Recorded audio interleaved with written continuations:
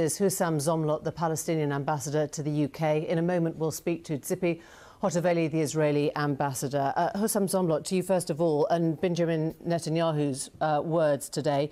He said Hamas has crossed red lines. Israel will respond with force. What are you expecting that he will do, and what will you do? Well, we've been at this for a long time. This is the sheer propaganda that we always hear, Emily. This isn't about Hamas. This is about Israel. Israel provokes. Israel commits every crime you can imagine. Israel injures more than 300 worshippers, peaceful worshippers, this morning in Al-Aqsa Mosque.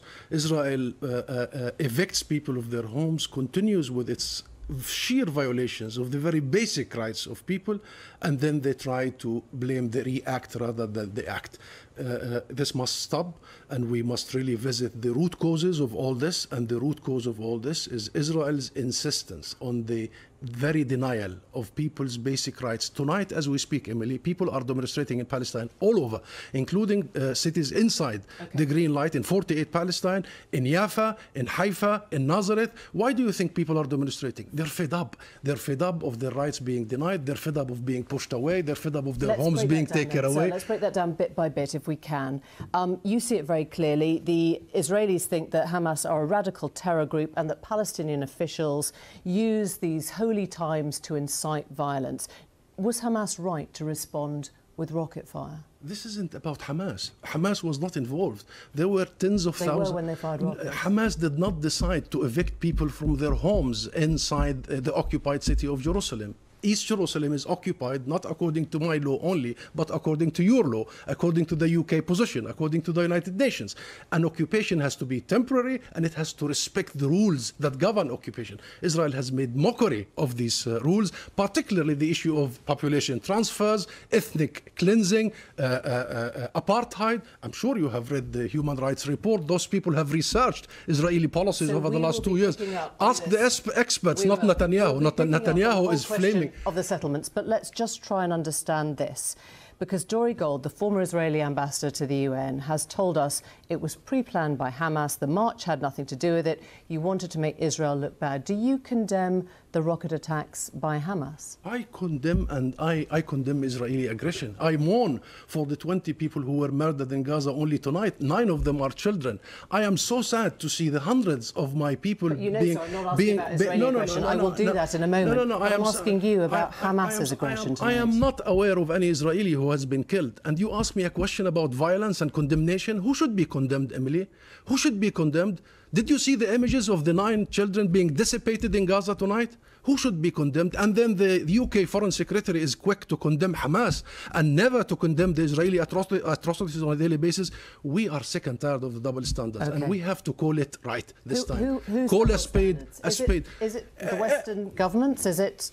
You heard the statement from Dominic Raab today. He condemned the firing of rockets. What is your response to the UK government? Always the story begins when Palestinian reaction happens, as if it started with Hamas. Look at your question. Your question is about Hamas, rockets.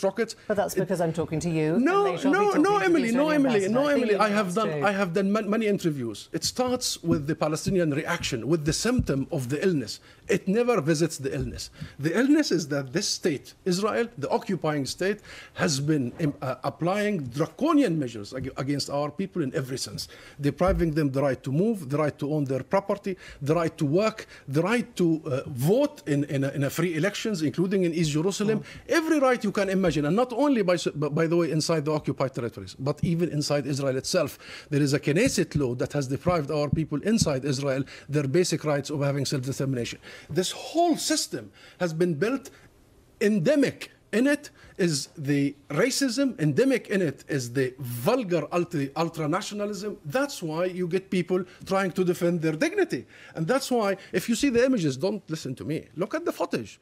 People were praying. And by the way, put aside the Aqsa Mosque, one sentence. Put aside the Aqsa Mosque. Only last week, it was the Holy Fire, Easter, and the Israeli authorities prevented Palestinian Christians. Because you're not debating, I'm going to put to you from praying. So this isn't about Muslims. This is about Palestinians. This is about Israel insisting that we are second-class, not even citizens. We have no rights. We are ought to be brutalized. with silence. And when we act with dignity, when we resist this, the whole thing becomes about our resistance and our struggle. And I understand very much those underlying issues. Let me ask you specifically about the Al-Aqsa Mosque, because that's not something that you will debate tonight for obvious reasons. Israeli police say they believe it was being used as a military stronghold. That was why they started sending in their stun grenades. What is your response to that? It's nonsense. It's nonsense.